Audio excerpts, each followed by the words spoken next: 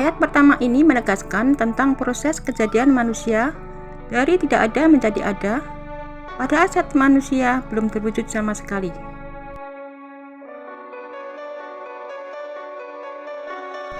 Disebutkan bahwa manusia berasal dari tanah yang tidak dikenal dan tidak disebut-sebut sebelumnya. Apa dan bagaimana jenis tanah itu tidak dikenal sama sekali. Kemudian Allah meniupkan roh kepadanya, sehingga jadilah dia makhluk yang bernyawa.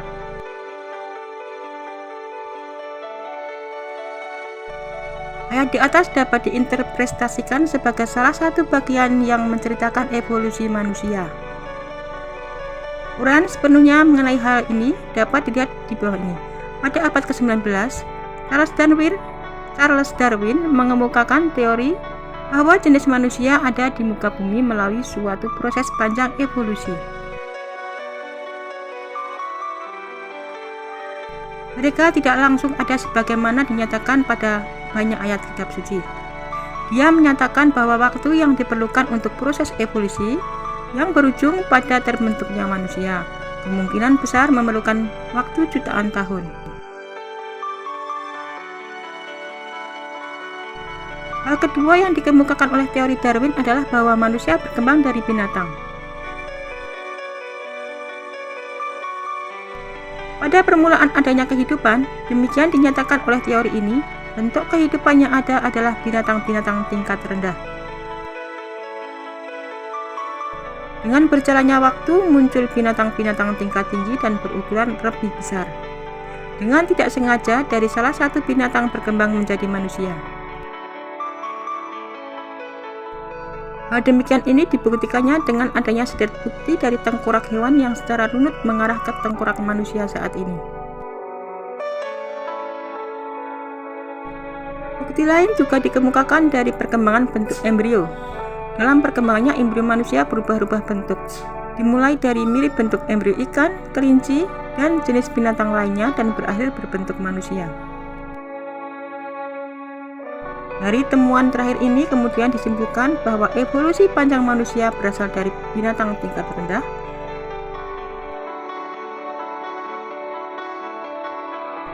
Poin kedua dari teori Darwin adalah bahwa manusia dan kera datang dari satu moyang yang sudah punah saat ini. Moyang yang punah ini disebutnya sebagai missing link, rantai yang hilang. Haeckel, seorang peneliti setelah masa Darwin, berpendapat bahwa binatang yang menjadi missing link adalah yang disebut Lipotilo. Apabila binatang ini atau sisa-sisa dari binatang ini dapat ditemukan, maka teka-teki mengenai evolusi manusia dapat dijelaskan dengan lebih baik.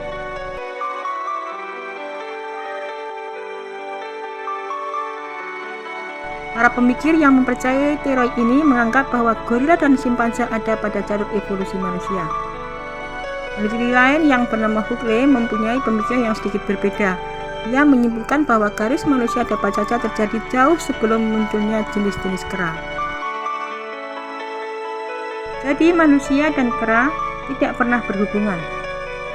Penelitian yang lebih kemudian yang dilakukan oleh Profesor Jones dan Profesor Osborne cenderung untuk menyimpulkan bahwa walaupun manusia ada melalui proses evolusi, namun prosesnya sudah terpisah dari binatang lainnya di masa yang lebih jauh. Dan dari saat itu manusia berevolusi pada garisnya sendiri tanpa bercampur dengan evolusi binatang lainnya. Dengan kata lain, manusia bukanlah cabang dari binatang lain. Katakanlah kera, sebagaimana dipercaya oleh teori Darwin. Para ahli arkeologi dan antropologi menemukan bahwa peradaban manusia terjadi melalui jalur yang terbagi secara jelas. Pada zaman batu, manusia pertama kali melangkah masuk ke daerah budaya dan kemasyarakatan. Sejak masa itu, manusia melakukan evolusi dalam mempertahankan hidup sebagai binatang yang lemah. Karena tidak memiliki kekuatan, cakar, dan taring yang kuat sebagaimana binatang lain, manusia menggunakan batu sebagai alat mempertahankan diri dan kegunaan lainnya.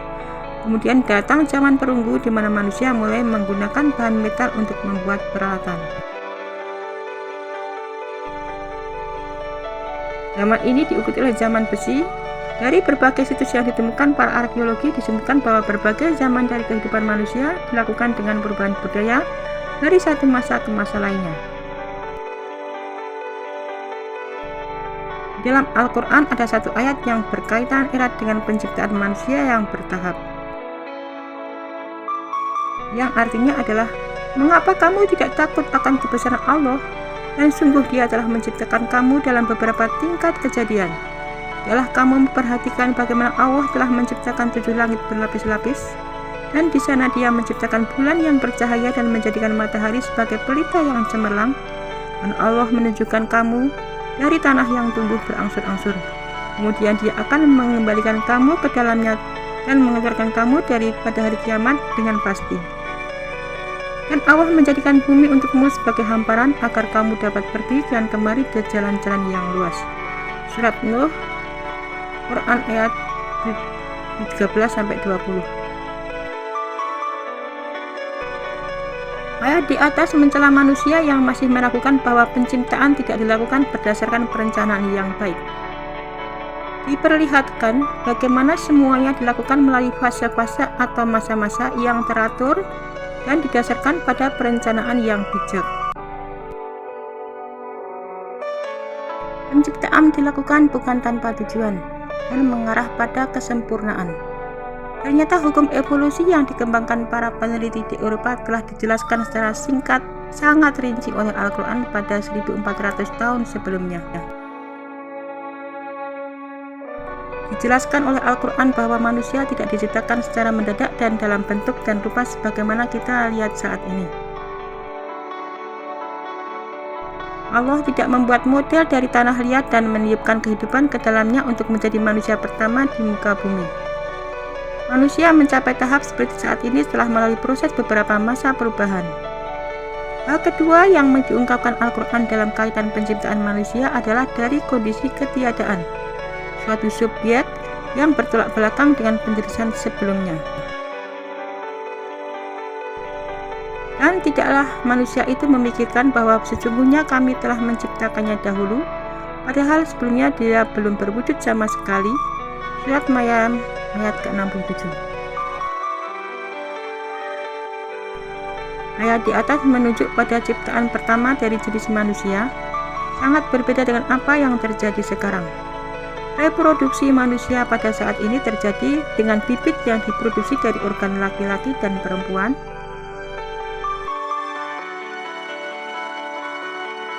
Harus diperhatikan secara cermat bahwa dalam ayat tersebut ada pernyataan bahwa sesuatu ada dari bukan sesuatu.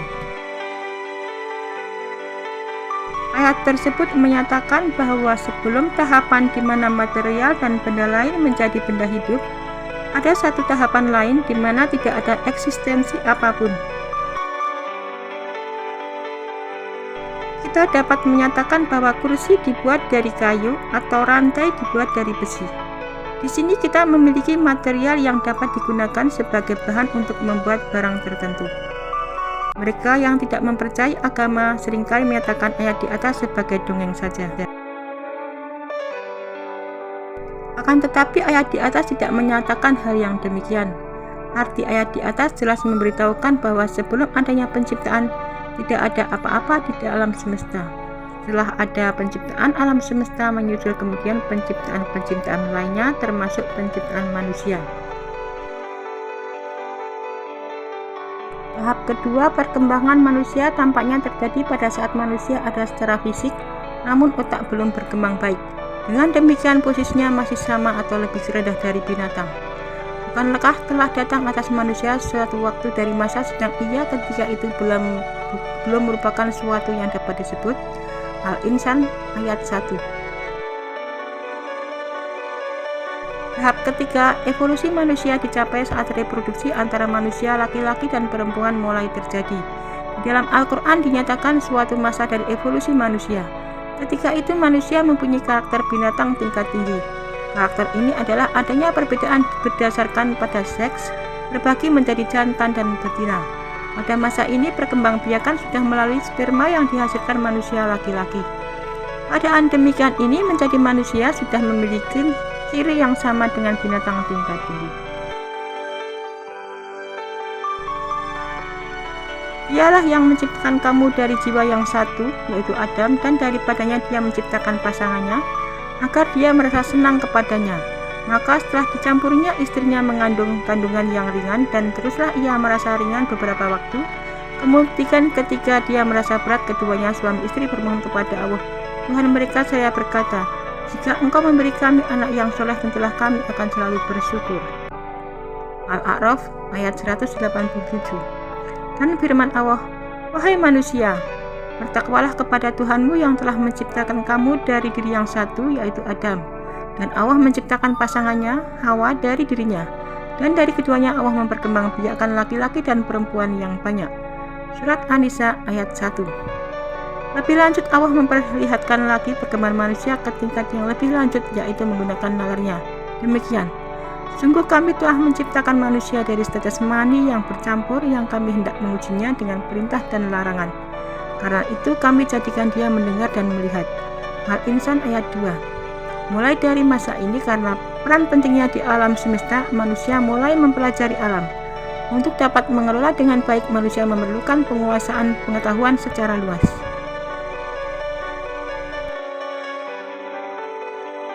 Tahap keempat ini dicapai saat otak manusia telah mencapai kesempurnaannya, diciri dari perkembangan kecerdasan dan kepedulian terhadap lingkungan yang sangat cepat. Dengan kemampuannya dalam mendengarkan dan melihat, sebagaimana juga dapat dilakukan oleh binatang, manusia kemudian mulai melatih kecerdasannya sampai pada tingkat dapat melakukan penemuan-penemuan yang berguna untuk kehidupannya.